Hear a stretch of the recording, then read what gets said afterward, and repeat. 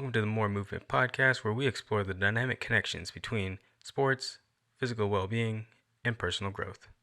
Hello and welcome in. My name is Drew Moore. I'm a student physical therapist at Oregon State University in my second year, working on getting that doctorate right now.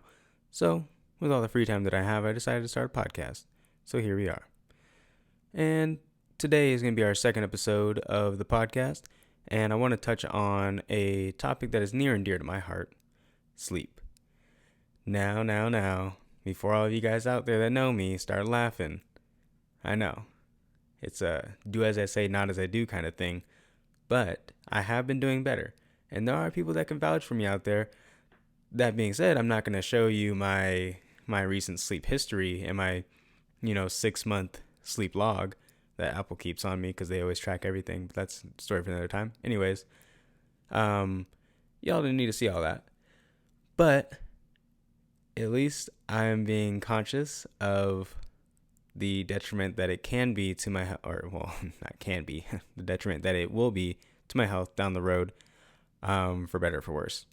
Probably for worse, because sleep itself, actually, even better. So I looked up the definition of sleep because I was curious. I was like, what is the actual definition of sleep? Ironically, the first thing that comes up is sleep mode on your Mac or your computer. This is what it says. I think this is actually perfect for relating it back to the human body. A sleep mode that saves the current state of your Mac, including open apps and open documents, to the hard disk. This prevents information being lost on your Mac, all these other things, not important. Moral of the story is, even on your MacBook or on your PC or whatever you have, on your Alienware or whatever those things are called, even on those, it knows the benefits of sleep is to basically save the information that you learned that day, or clear out all of the cobwebs and all of the metabolic stress that was created throughout the day going through your brain, wash it, cleanse it, and have it be refreshed, ready to go the next day. So on this episode, what we're going to do is, this is going to be a continuing series of information on sleep, and I'm going to call it basically each, like I said last time, each series that we go into is going to be based on lessons.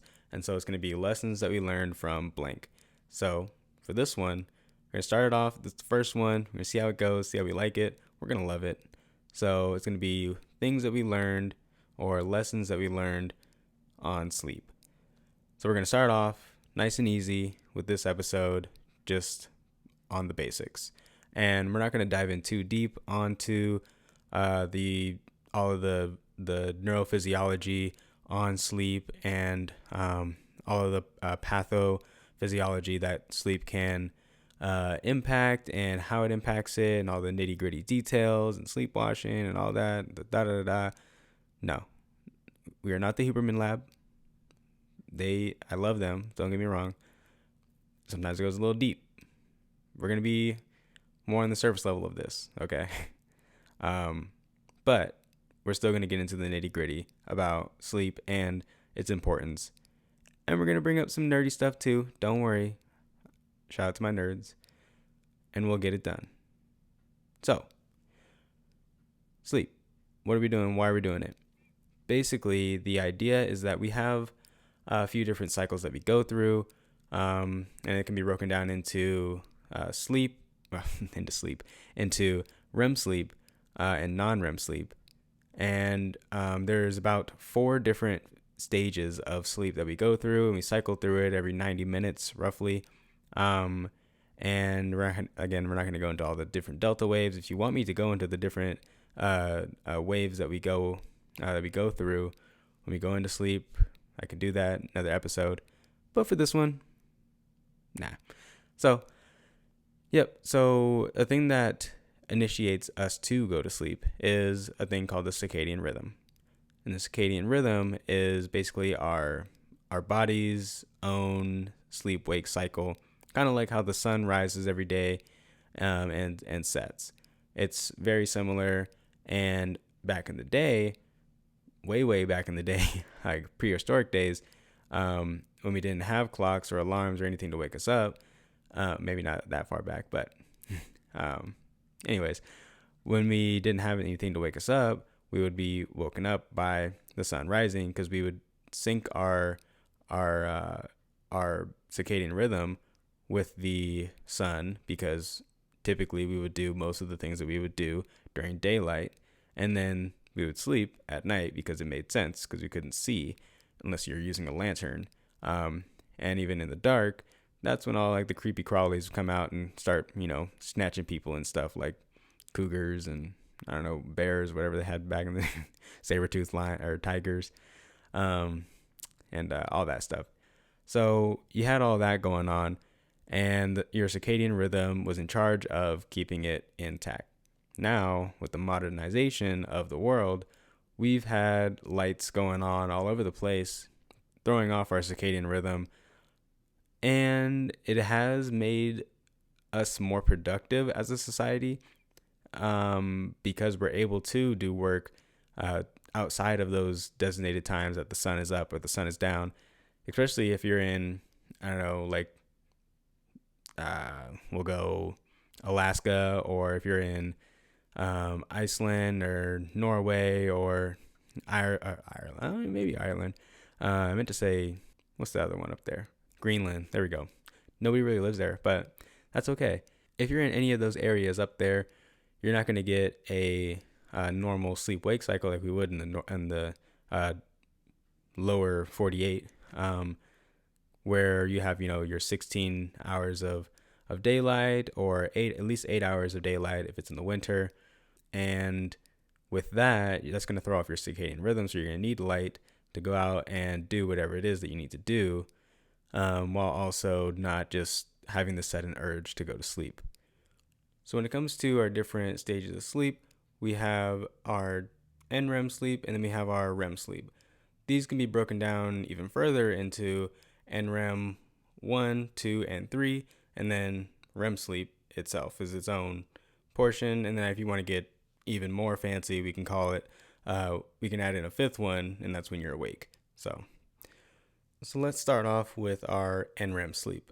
So when it comes to NREM sleep, we have our NREM 1, NREM 2, NREM 3. And then we have our REM sleep. It's its own thing because it's just got to be different. Starting off with NREM sleep, NREM 1 is thought to be where we take that last deep breath, we're maybe a few minutes into our sleep at this point, and we're able to notice our body temperature is, well, we're not noticing it, but our body temperature starts to drop, our heartbeat starts to slow, and we start to relax. That's NREM 1. NREM 2 is where we start to have more of the same, so our body temperature is dropping, our heart rate is dropping, and this is also where we're going to see some of those sleep spindles start to pop up. And sleep spindles are important for memory consolidation, which is why sometimes, or actually not even sometimes, some studies have shown that it can be beneficial right after you learn something. If you take a quick little, 25, 30-minute nap, that can help consolidate whatever it is that you just learned more rapidly than it would if you were to just, pull an all-nighter. I'll remember it in the morning because I'm staying awake, so I can't forget it. And then you forget everything and you fail your exam, and then you don't end up going to get into whatever program that you wanted to get into. And then it's just a terrible situation for everyone involved. Don't do that. And then we arrive at NREM stage 3.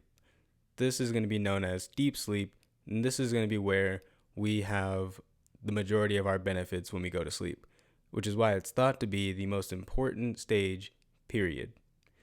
Yeah, we all love a good REM sleep, getting those dreams and stuff like that, but like I said before, sometimes we dream outside of REM sleep. And dreams aren't even necessarily a marker for good health or marker for, oh yeah, I dreamt last night, that means I slept good, I woke up all restorative. Now with stage 3, NREM stage 3, that is actually where we have delta waves present, which are, I said I wasn't going to talk about waves and stuff, but here I am. Just one little quick thing. I promise. It's never quick. But delta waves, that is thought to be where we have some of that restorative benefit from our sleep occur. So that's when all the cleaners come through and take out all the metabolic waste and stuff, and make sure that our body's rejuvenated, revitalized, and ready to take on the day the next day or in the morning, depending on when you go to sleep. And yeah, so the deep sleep is when all of that's going to be beneficial, and that's when you're going to get that major benefit of that immune boost benefit. We did it. And finally, we arrive at REM sleep. REM sleep is the stage where, as we all know, it's the primary dream state, I should say, where our body becomes paralyzed. That way we don't act out our dreams. Unless you are, I wasn't going to say it, but now I'm going to say it. Unless you're my girlfriend, she likes to do a little shoulder action while I'm sleeping. And it's great. I love her. But, sometimes when it's like 2 a.m. and she's doing a little shoulder action, it's less than ideal. Let's just say. Because then that affects my quality of sleep, which we'll get into in a later episode. And we'll also have another episode on some more sleep hygiene things that you can do to help avoid some of these sleepers, some sleep saboteurs, we'll call them. Anyways, back to REM sleep. One thing that is, I guess, kind of a common misconception about REM sleep is that a lot of people think it's the deepest sleep that you're going to be in throughout the night. However, that's actually not true, because as we know now, because we're all just sleep experts, that's deep sleep because that just makes sense. But REM sleep is actually the stage that mimics the awake cycle most closely. So they found that the brain waves that occur throughout the day during a person that's awake actually is similar to brain waves that occur during REM sleep. Now, why that exactly happens, your guess is as good as mine, and your guess is as good as the scientists, because there's a lot of conflict between that, and not a lot of people know the true reason why that occurs. Obviously, there's hypotheses. It's you're sleeping and you're dreaming, so it just makes sense that if I'm dreaming about moving and I'm moving in the daytime, well, then it just goes hand in hand. But at the same time, it's like, why do some people have dreams about dragons if they'd never seen a dragon? Or why do people dream about, something that hasn't happened yet, and then that exact same thing happens the next day? Now, I'm not here to, explain all of that, because I honestly don't know. But if I do ever find out, I will let you guys know. That is all I have for you guys today on the different sleep cycles. However, I want to leave you guys with a, little treat. At the end of each one of these episodes that I'm doing, for at least for sleep, I'm going to give you a couple sleep hygiene tips, and then on the next following episodes, we're going to give you even more and even more and even more until the series is over, and then you're going to be full of sleep hygiene success. And then you guys can share it with me. Hey, Drew, I did this, that, and the other last night, and it actually helped. I was able to run my first marathon because of you. You're welcome. But yeah, so the first tip that I'm going to give you is going to be the most essential. Be consistent. I know, it's novel.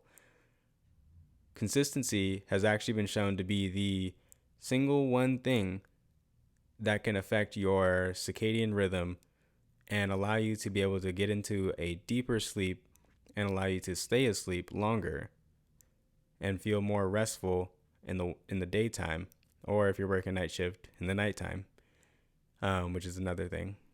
But anyways, it'll allow you to feel more restored and, as we always say, rejuvenated, revitalized, and ready to conquer the world.